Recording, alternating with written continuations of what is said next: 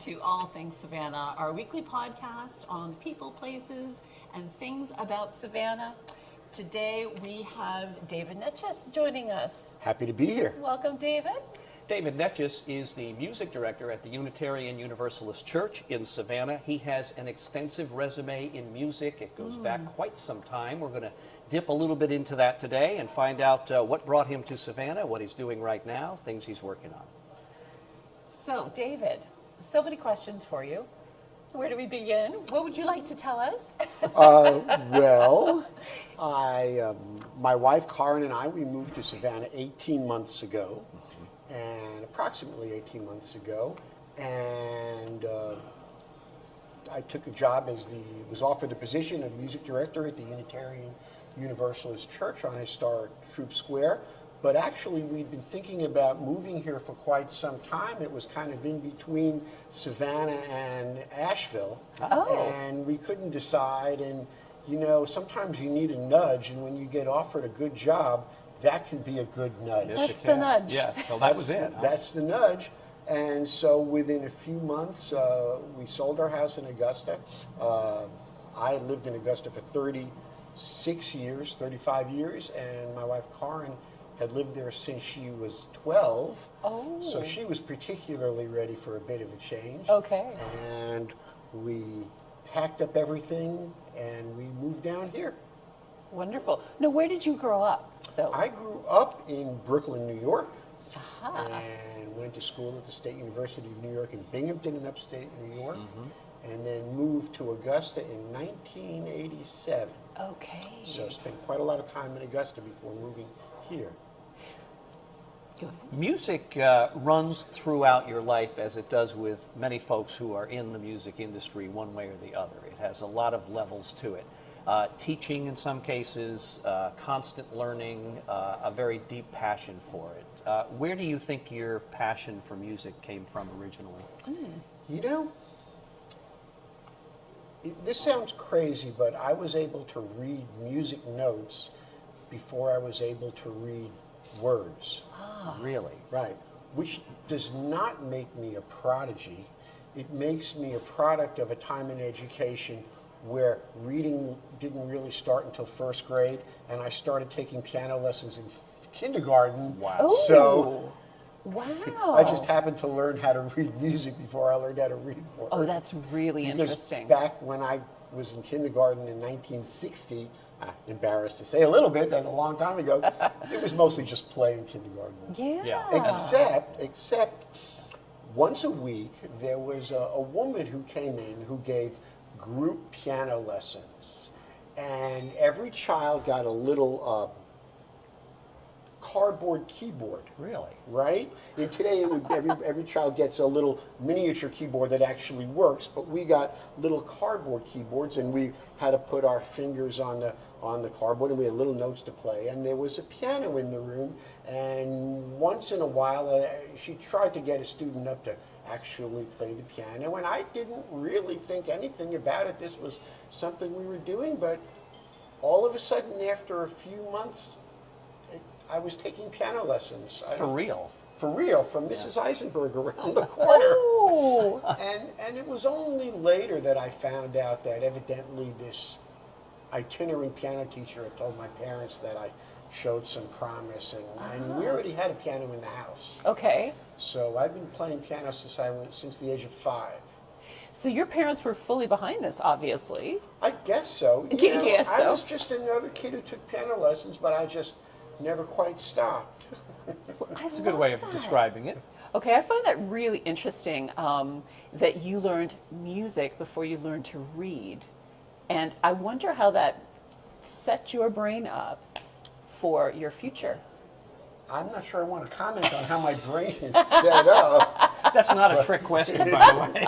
But I don't know. I mean, like I said, if it was today, I would have learned how to read in kindergarten. Right. I was a relative, and I didn't pick up reading that I was another talented piano student. I'm not a piano prodigy by any stretch of the imagination.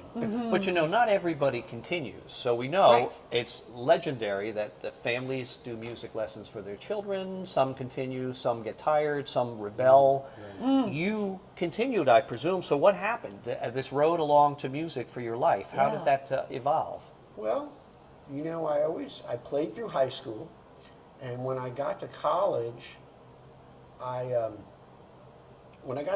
could have majored in music, but I decided not to, partly because, you know, it was humbling. I got to college and I had been practicing 2 hours a day, and I thought I was kind of hot stuff. And I get there, and then there are these kids my age, and well, darn it, if they haven't been practicing 4 hours a day.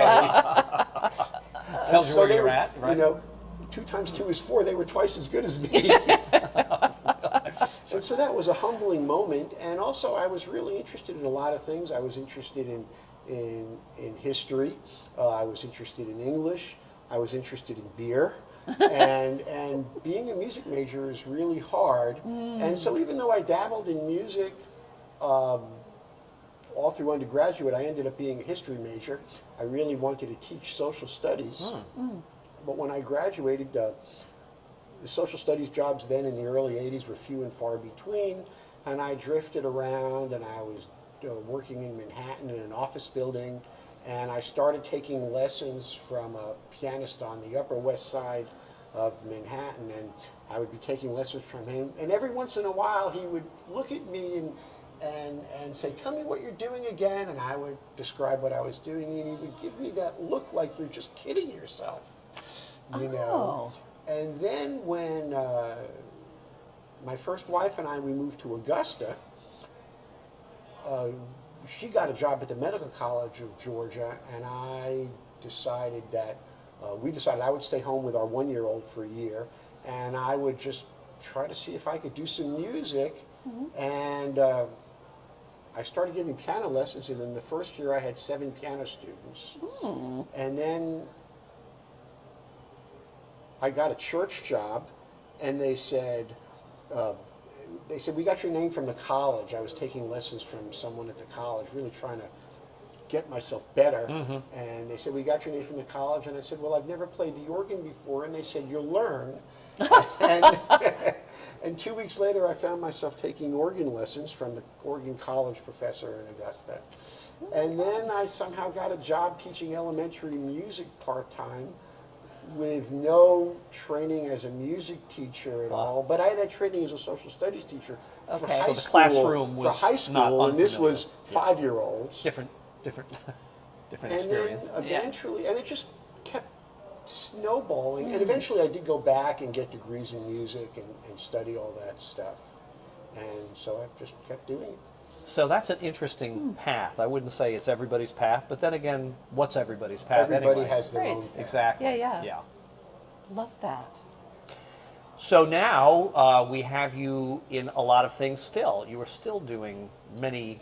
I still am. I'm currently the music director at Unitarian Universalist Church at Savannah, Georgia. And they have a history of having a really strong music ministry there.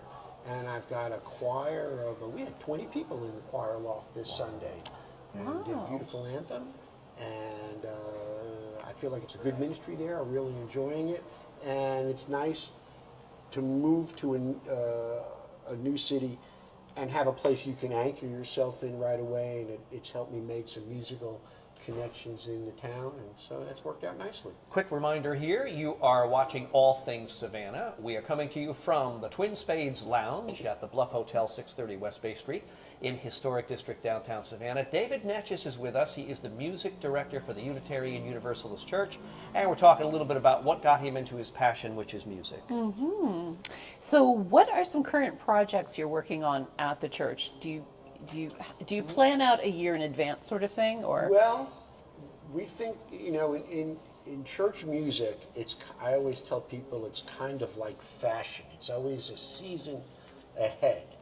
Right? Okay. The music you hear on a Sunday morning was probably first thought about by the music director months before. Wow, that And then far in advance. Often that far in advance.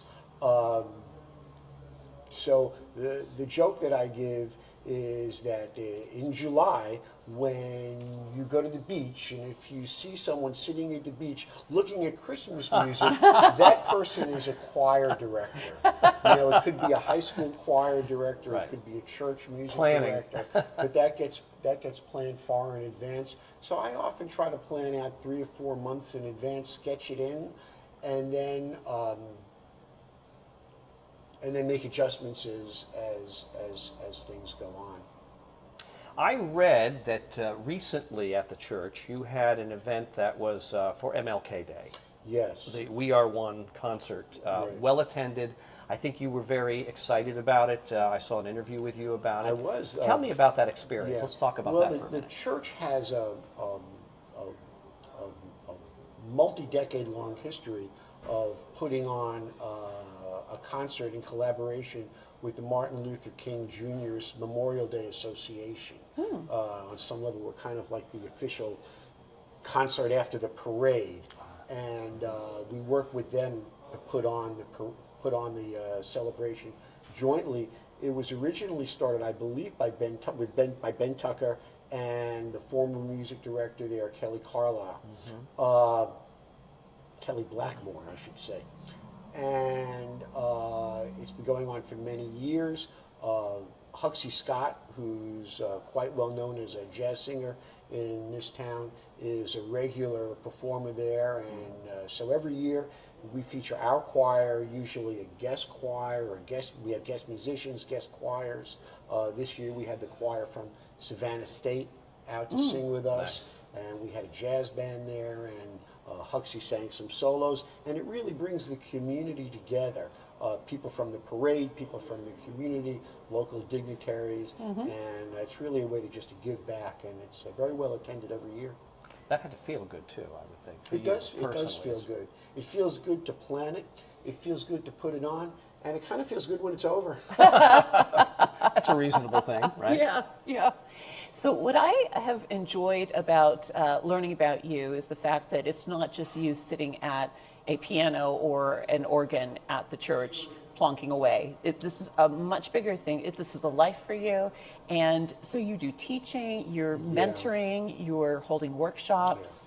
Tell us about that. Well, one can make music in a lot of different ways. And of course, all music is about connection, connecting people through music. Someone makes music, other people hear music. But within that broad thing, there's a lot of different ways. For instance, I mentioned that I used to have a piano studio earlier in my career. At one point, I had 25, 30 students in a piano studio. And as my career progressed, I realized that was not my strength. I mean, I enjoyed working with the students, and it was fun. But my personality is such that I'm an extrovert. And so I find that I work best in a group setting. And piano teaching is more one-on-one. So I gradually shrunk down the piano aspect, piano lesson aspect, and increased the choral direction aspect, where I get to direct groups, and also teaching where I get to direct, large classrooms full of students and that kind of thing. Follow up? Well, are you teaching some high school students right now? I'm not teaching high school students right now. Okay. I'm helping out with some of the chorus students at Savannah State University, just on a volunteer basis, playing for the choir. And, that's great.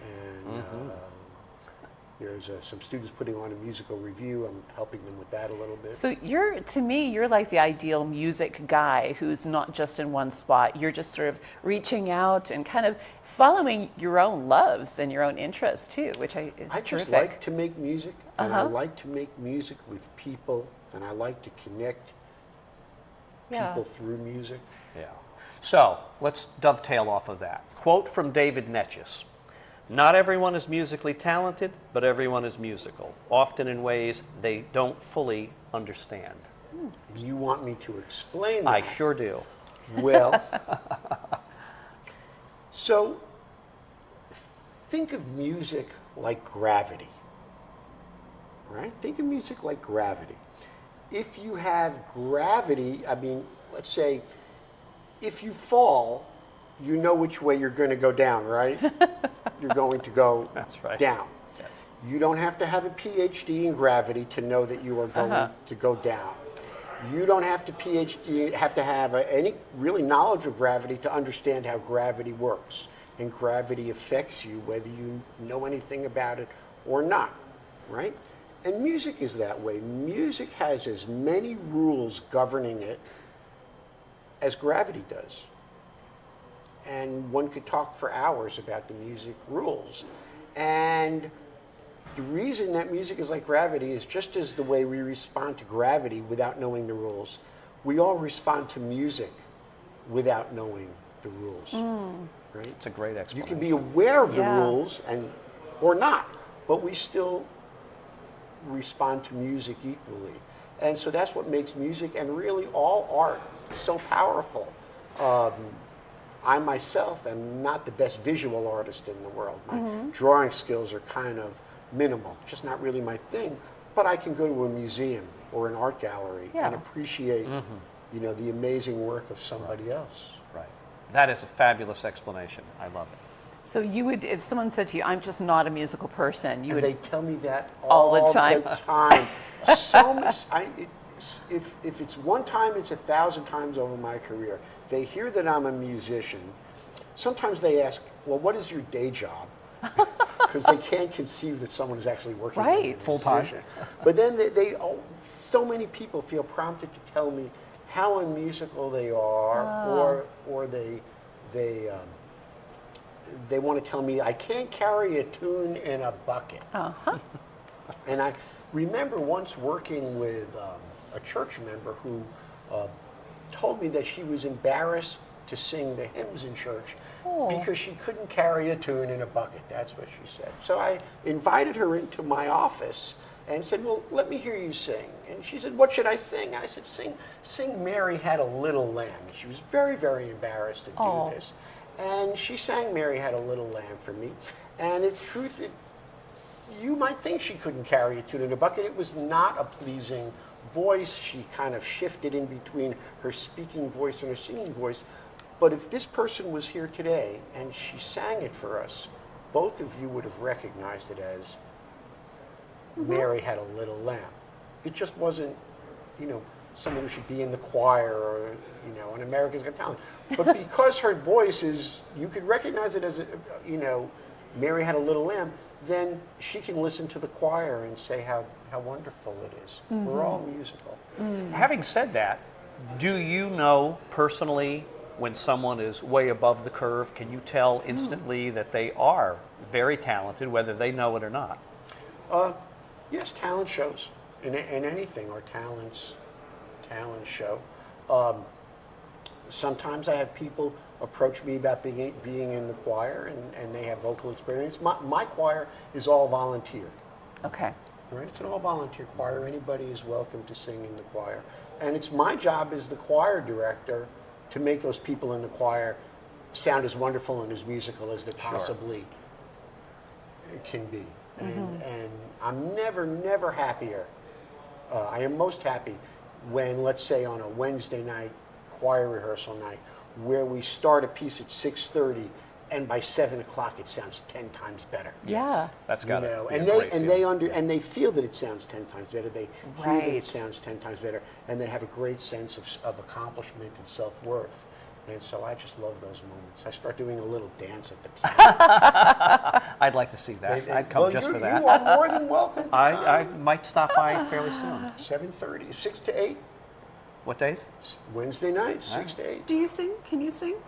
I don't know. I can't carry a tune in a bucket, maybe, but maybe I can. Maybe I just don't realize it. Everybody can carry a tune in a bucket. I can speak, and you're listening and watching All Things Savannah. We are coming to you from the Bluff Hotel, 630 West Bay Street, Historic District, downtown Savannah. David Neches is with us. He's the music director of the Unitarian Universalist Church in Savannah. This is all about music. And David. Yes. So I'm going to ask you a question you've been asked a billion times before. Okay, ask away. What is your favorite musical piece? I was expecting that because many people ask me that question. Right. And I always disappoint. I wish I could say that this piece or that piece is my favorite piece, but I like all kinds of music.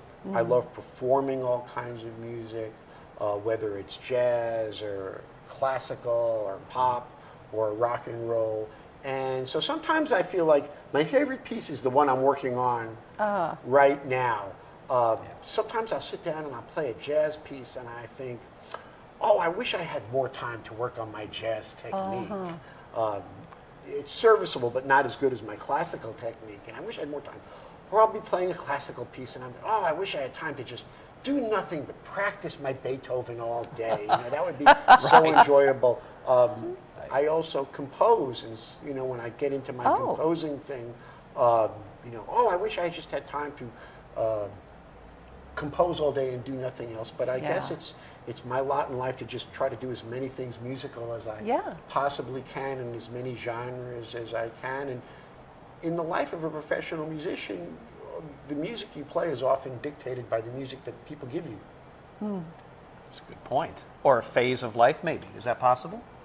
Sure, there are times in my life when I've concentrated more on one thing or another, but like I say, music comes at you in all different ways, whether you're hired to play in a club, or whether you're hired to be an accompanist for a choir, or someone commissions a piece from you or wants you to arrange music from you, or you're examining music for your choir to sing. These are all different hats that I have to keep shuffling around on my head. Keeps things interesting, always. So when do you, we both have, clearly have We plenty have a lot of questions for you. Yeah. When you have free time, when you get to elect to play music for yourself, what do you reach for? You know, it just depends. Those times are few and far between. Right. I always feel like I'm not disciplined enough sometimes in my music making, which sounds like that can't be true because I'm so busy doing all of these things. But I always figure, well, if I could just sit aside 2 hours a day, every day to practice the piano, or 2 hours a day every day to compose. But, you know, I do other things too in my life, like we all do. And so sometimes at the end of the day, the last thing I do is feel like playing the piano, because I've been playing the piano or composing or arranging or examining music, you know, all day. But sometimes, you know, I'll come home after choir practice and I'll just sit down at the piano, and then I'm usually just doing free improvisation and just letting my fingers roam around on the keys, trying not to think too much. Trying just to let sort of like just some intuitive force just go through my fingers as they run over the keyboard. You know, anybody who watches us knows we adore Savannah. That's why we do this show. And we know you're here a couple of years, right?